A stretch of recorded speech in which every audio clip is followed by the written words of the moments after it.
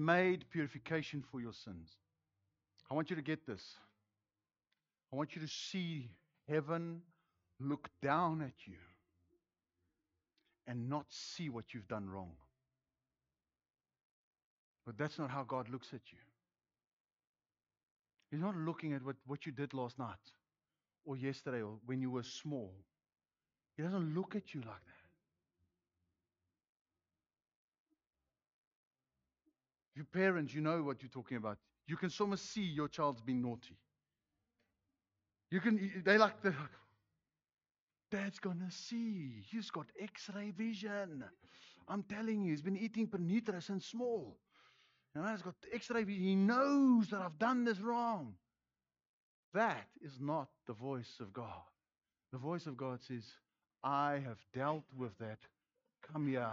Let me deal with you. Let me love you.